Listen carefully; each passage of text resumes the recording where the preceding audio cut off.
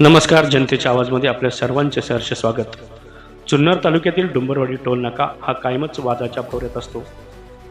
त्यातच काही दिवसांपासून जुन्नर तालुक्यातील नागरिकांकडून टोल प्रशासनाने टोल वसुली सुरू केली आहे. या विरोधात सामाजिक कार्यकर्ते तानाजी तांबे यांनी आवाज उठवला आणि ही सर्व बाब आमदार शरद सोनवणे यांच्या कानावर घातली.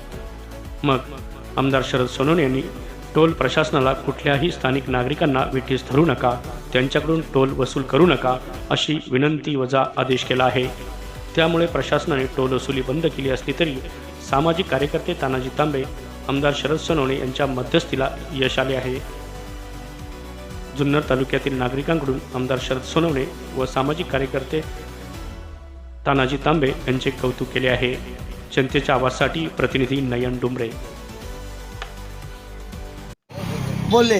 मग आता तुम्ही कोणाची वाट बघताय? म्हणजे आता तुम्ही टोल घेणार नाही ना जुन्नर तालुक्यातील? आता सध्या तरी घेतच नाही ना आपण. सध्या म्हणजे विषय झाला ना ते. हा. मी आहे तसंही हा मी काही नाही. आता नॅशनल हायवे पण होते मीटिंगला. हा आता ते पुढे ठरवतील, ते जे ठरवतील ते. आता काय ठरवतात ते मला नाही सांगता येणार.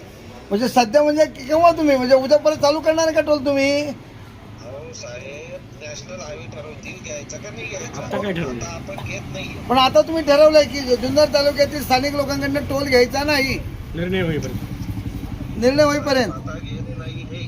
Okay okay. नॅशनल हायवे जे काही निर्णय देईल त्यावेळेस ते ठरेल काय करायचं. नॅशनल हायवेने कोणताही निर्णय देऊ द्या, पण मी एक सामाजिक बांधिलकी जपणारा, जुन्नर तालुक्याची सेवा करणारा तानाजी तांबे जुन्नर तालुक्यासाठी टोल मुक्त झालाच पाहिजे. जर परत तुमच्या नॅशनल हायवेने टोल चालू केला तर मी टोलचा येऊन तिथे शासकीय कोणती नुकसान न करता टोलचा दांडा वर करणार.